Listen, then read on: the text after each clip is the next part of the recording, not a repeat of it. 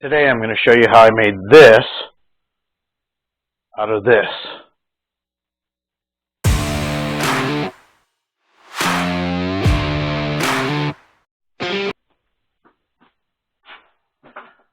Okay, so what I started out with was a piece of 4-foot long, 1 inch wide, 1/4 inch thick piece of aluminum stock that I got at Tractor Supply. It was like 20 bucks. I can make 2 of them out of this. This is what was in the car. This ugly piece of crap right here. Okay, my wife thinks this looks better than what I built, but I beg to differ. So all I did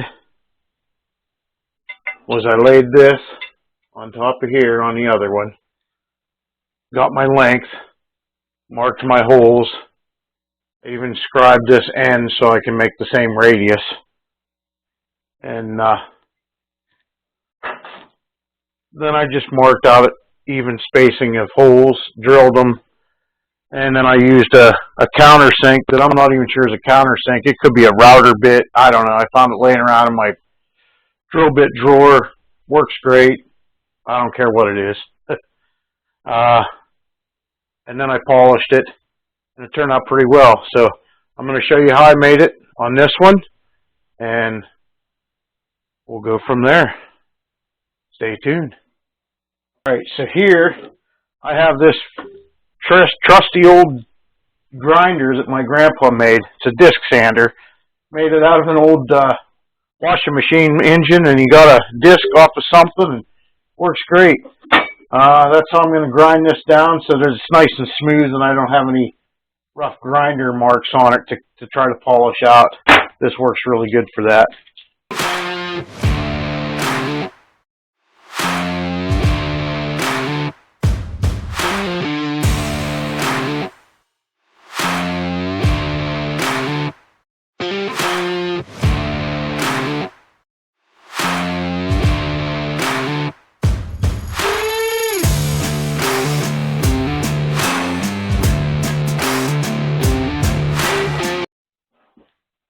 Alright, next I'm going to take this punch and I'm going to mark the center of these holes.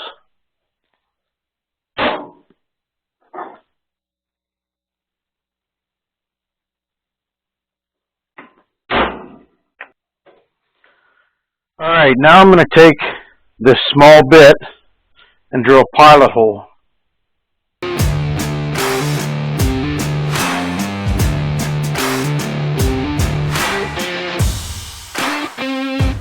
Now I'll switch to a 3/8 drill bit.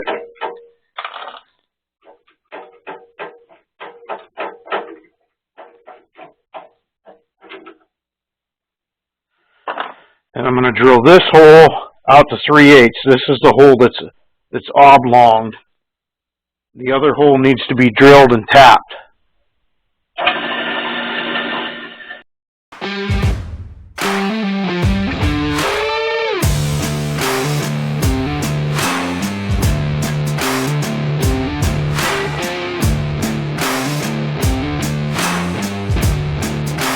This is aluminum, so I'm going to use a 5/16 drill bit.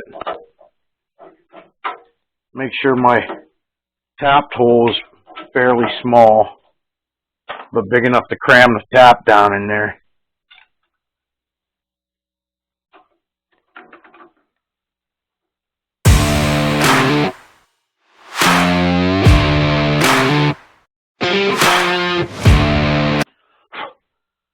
Alright, I've got a 3/8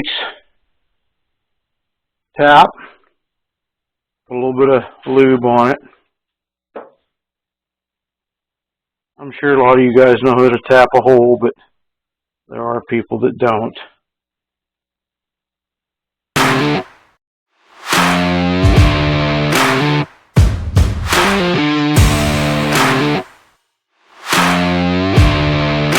And we can just double check and make sure the bolt fits in there good. Look at that. Nice. Nice and snug. So now what I did, I think these holes are like 20 1/4 apart.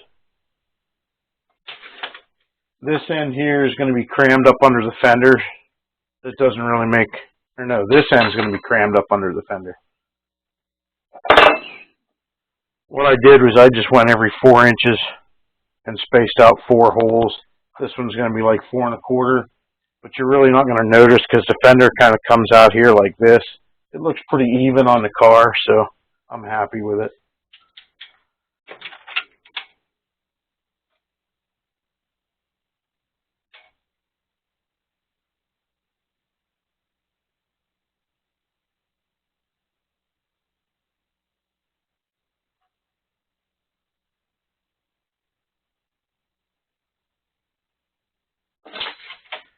And in case you didn't know, every 4 inches is 4, 8, 12, and 16. Some people don't know how to do simple math. I think they quit teaching how to read a tape measure in elementary school. That's when I learned. All right, we're going to drill a 3/8 hole. So put the 3/8 bit in there.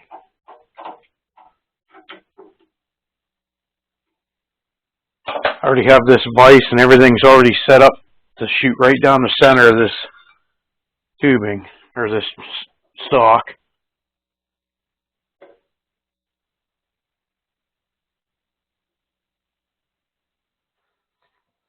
I am going to double check it just in case things moved.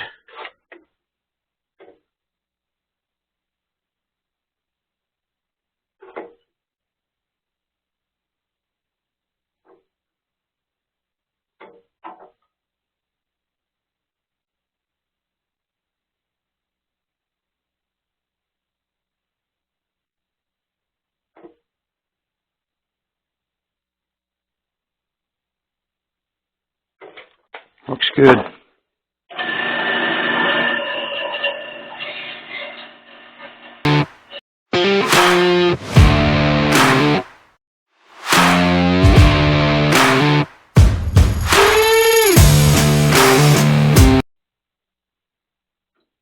Okay, so now that's all done. I'm going to switch to what I believe is a countersink bit. I'm not 100% sure. Doesn't look like any of the ones I've ever owned. I don't know where it came from. Could be a router bit. I don't know. But it worked good, so I'm going to use it.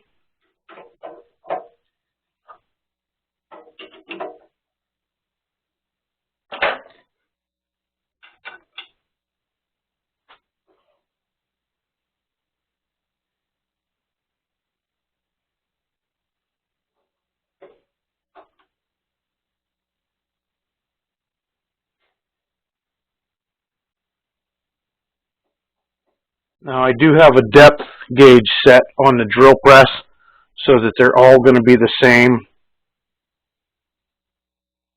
countersink, so they all look even.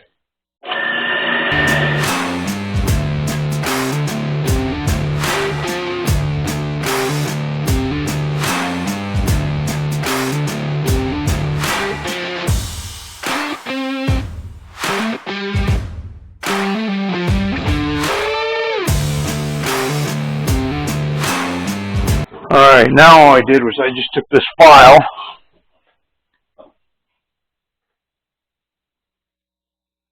and I just cleaned up this edge a little bit.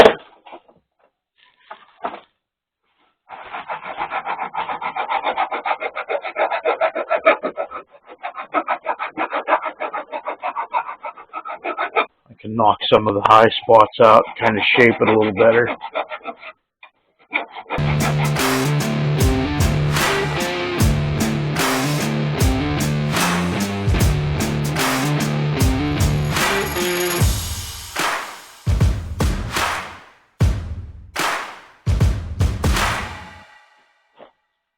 I just took some, what I believe is 400 grit sandpaper. Can't see it, but then I just smooth this end up.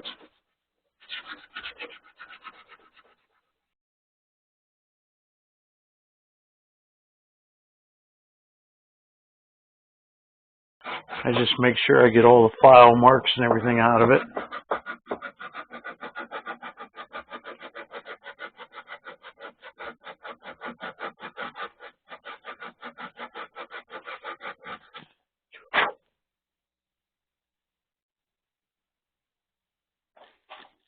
Doesn't look too bad.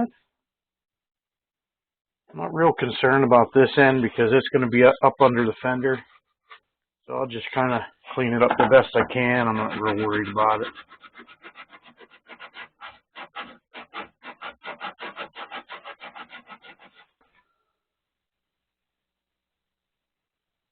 Okay, so this is going to be my face. And all I did here was took another piece of this sandpaper. Like I said, these are 320 grit or 400 grit. It's pretty fine. It's not real fine, but it's pretty fine. And it still cuts good on this aluminum. I just kind of stuck my fingertip down in here and just kind of work it like this and roll it around and try to get all that rough stuff out of there from that bit.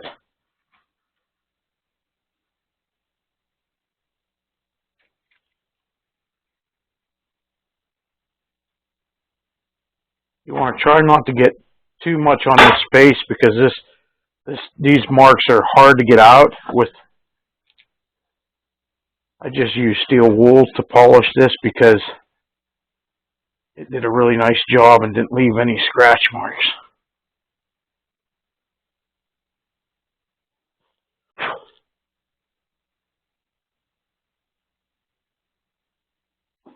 Your hand gets tired after a while, but I think it's worth it.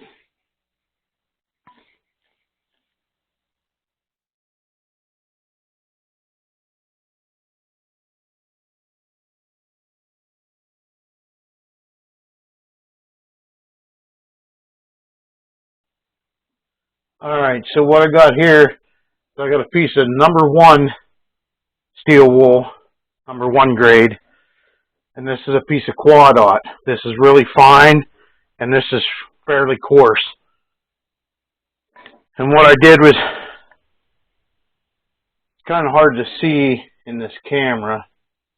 You can kind of see the reflection of the light here on some of these. But you can see how I have some scratches around the outside of here.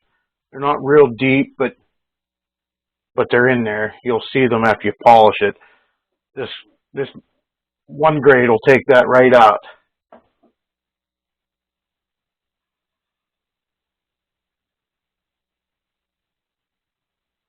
I just try to make long strokes. That way you don't have any spots where you stop and it kind of curls. If you have some scratches, try to work them out.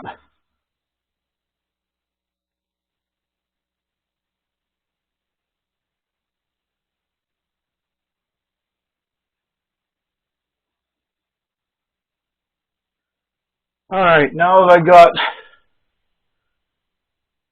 the heavy steel wool on here and I got all my scratches out the best I can, I'm just going to take the quadot and start polishing with that. And you'll see, I mean, it's kind of hard to see in here. It looks pretty shiny now, but when you start hitting it with the quadot, it'll almost polish it.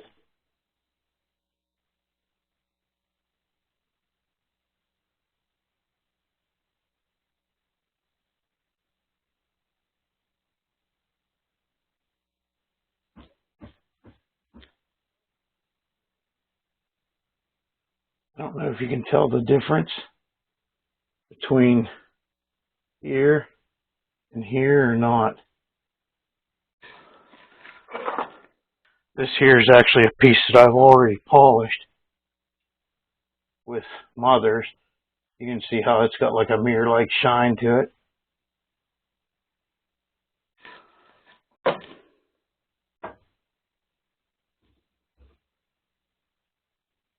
See, when I got this aluminum, see this big scratch right here? This was all down the bottom of this. This was probably the best piece there. This side was pretty good. It had some minor scuffing in it, but it comes right out with this one grade. I didn't want, this is the bottom side. You're never going to see it. So I'm not real worried about that. When I polish this up, it'll look pretty good. And nobody's going to stick their head under there anyhow. It's kind of tight.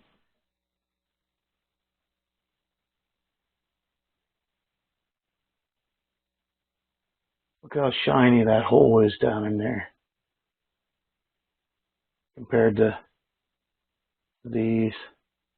I mean, they look shiny, and it's really hard to tell on this camera, but these top two are really shiny.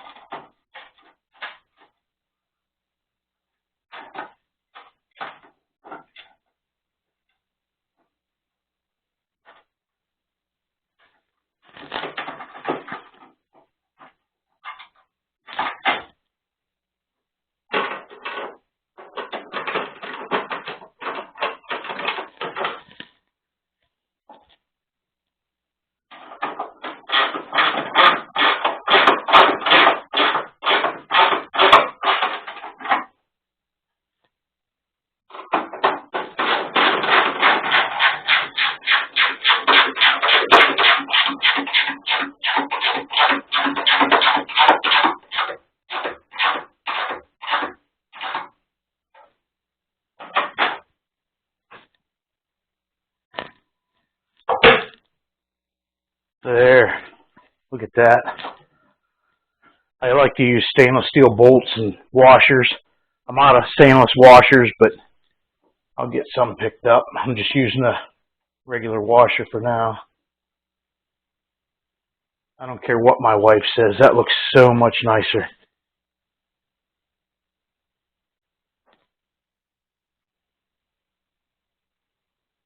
Let me know what you think. Well, there it is. Let me know what you think. Drop a comment, like, subscribe, share, and as always, see you on the next video. Thanks for watching.